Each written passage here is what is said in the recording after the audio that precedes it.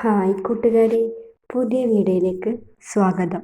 5ാം ക്ലാസ്സിലെ മലയാളം പാഠപുസ്തകത്തിലെ മണ്ണിൻ്റെ കിനാവുകൾ എന്ന കവിതയുടെ ആസ്വാദനക്കുറിപ്പാണ് ഇന്ന് നമ്മൾ നോക്കാൻ പോകുന്നത്. മണ്ണിൻ്റെ കിനാവുകൾ.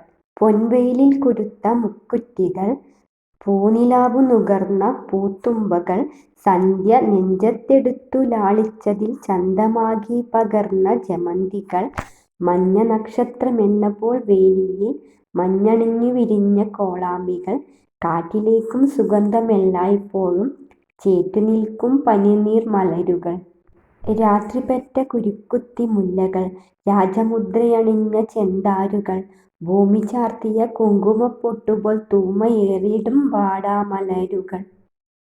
പൂക്കളെത്രയോ പൂക്കളീ ഭൂമി തൻ മക്കളായി പിറക്കുന്നു നിത്യവും. നീലവാനം മിഴികളിലുള്ളവർ, നീർക്കണങ്ങളായി മാല ചാർത്തുന്നവർ, ഏതു ചൂടിലും വാടാതെ നിൽപ്പവർ, ഏതുരുട്ടിലും മന്ദഹസിപ്പവർ. പൂക്കൾ മണ്ണിൻ്റെ യോമൽ കിനാവുകൾ, പൂക്കൾ ജീവൻ്റെ പ്രേമപ്രതീക്ഷകൾ. പി. മധുസൂദനൻ. ഭൂമി പാടുന്ന ശീലങ്ങൾ. ഇനി നമുക്ക് കവിതയുടെ ആസ്വാദനക്കുറിപ്പ് നോക്കാം. മണ്ണിൻ്റെ കിനാവുകൾ. പ്രശസ്ത കവി പി. മധുസൂദനൻ എഴുതിയ മനോഹരമായ കവിതയാണ് മണ്ണിൻ്റെ കിനാവുകൾ. മണ്ണിൻ്റെ കിനാവുകൾ എന്ന കവിതയിൽ മണ്ണിൻ്റെ സ്വപ്നങ്ങളെക്കുറിച്ചും പ്രതീക്ഷകളെക്കുറിച്ചുമാണ് കവി പറയുന്നത്. കവിതയുടെ ആദ്യ ഭാഗങ്ങളിൽ പലതരത്തിലുള്ള പൂക്കളുടെ പ്രത്യേകതകളെ കുറിച്ചും കവി പറയുന്നുണ്ട്.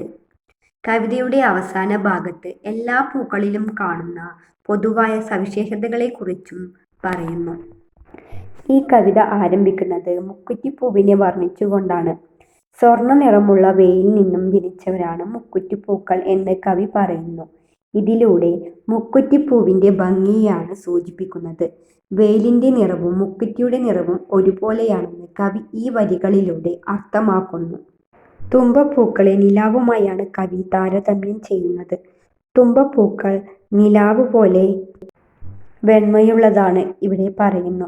സന്ധ്യാനേരത്ത് ആകാശത്ത് വിടരുന്ന നിറവുമായാണ് ജമന്തിപ്പൂക്കളെ കവി താരതമ്യം ചെയ്യുന്നത്. സന്ധ്യ എന്നതുകൊണ്ട് സമയത്തെയാണ് വ്യക്തമാക്കുന്നത്. സന്ധ്യ നെഞ്ചത്തെടുത്ത് ഓമനിച്ചത് കൊണ്ടാണ് ജമന്തിപ്പൂക്കൾക്ക് ആ നിറം ലഭിച്ചത് എന്ന് കവിതയിലൂടെ പറയുന്നു. കുരുക്കുത്തി മുല്ലകൾ വിടരുന്ന രാത്രിയിലാണ്. രാത്രിയിൽ മണ്ണിൽ ജനിക്കുന്നവരാണ് കുരുക്കുത്തി മുല്ലകൾ എന്ന് കവി കവിതയിൽ പറയുന്നു. കവിതയുടെ തുടർന്നുള്ള വരികളിൽ കൃഷ്ണകിരീടം പൂക്കളെക്കുറിച്ചും വാടാമല്ലിപ്പൂക്കളെക്കുറിച്ചുമാണ്. രാജമുദ്രയണിഞ്ഞവരാണ് ചുവന്ന പൂക്കൾ എന്ന് കവിതയിൽ പറയുന്നു.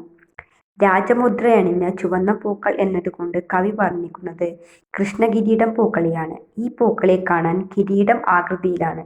ഭൂമിയിൽ അണിഞ്ഞ കുങ്കുമപ്പൊട്ടുപോലെ ഭംഗിയുള്ളവരാണ് വാടാമല്ലിപ്പൂക്കൾ എന്ന് കവിതയിൽ പറയുന്നു. കവിതയുടെ അവസാന ഭാഗങ്ങളിൽ പൂക്കളുടെ സവിശേഷതകളെക്കുറിച്ചാണ് പറയുന്നത്. പൂക്കളെ ഭൂമിയുടെ മക്കളായാണ് കവി വർണ്ണിക്കുന്നത്. ദിവസവും ഒരുപാട് പൂക്കൾ മണ്ണിലേക്ക് പിറന്നു വീഴുന്നു. ഭൂമിയിൽ പിറന്നതിന് ശേഷം കണ്ണുകൾ തുറക്കുമ്പോൾ തൊട്ട് അവരുടെ കണ്ണുകളിൽ പ്രതിഫലിക്കുന്നത് വിശാലമായ നീലാകാശമാണ്. കണ്ണുകൾ അടയുന്നതുവരെ അവരുടെ കാഴ്ച അതുതന്നെയാണ്. ഇതളുകളിൽ പതിക്കുന്ന ഓരോ വെള്ളത്തുള്ളികളെയും കോർത്ത് അവർ മാലയായി ധരിക്കുന്നു. വെള്ളത്തുള്ളികൾ തട്ടുമ്പോഴുള്ള പൂക്കളുടെ ആഹ്ലാദത്തെയാണ് കവി ഇവിടെ സൂചിപ്പിക്കുന്നത്. എത്ര വലിയ ചൂടിനെയും അതിജീവിച്ചുകൊണ്ട് ഏതിരുട്ടിലും പുഞ്ചിരിച്ചുകൊണ്ട് ജീവിതത്തിൽ പോരാടുന്നവരാണ് ഓരോ പൂക്കളും എന്ന് കവി വ്യക്തമാക്കുന്നു. പൂക്കൾ മണ്ണിൻ്റെ യോമൽ കിനാവുകൾ, പൂക്കൾ ജീവൻ്റെ പ്രേമപ്രതീക്ഷകൾ. കവിതയിലെ ഈ വരികളാണ് എനിക്ക് കൂടുതൽ ഇഷ്ടമായത്. പൂക്കളെ മണ്ണിൻ്റെ സ്വപ്നങ്ങളായും സ്നേഹം നിറഞ്ഞ പ്രതീക്ഷകളായും ആണ് കവി കാണുന്നത്. അപ്പോൾ ഇന്നത്തെ വീഡിയോ ഇത്രയേ ഉള്ളൂ. ഇന്നത്തെ വീഡിയോ ഇഷ്ടപ്പെട്ടാൽ എൻ്റെ ചാനൽ സബ്സ്ക്രൈബ് ചെയ്യുക. വീഡിയോക്ക് ലൈക്കും തരണേ കൂട്ടുകാർ.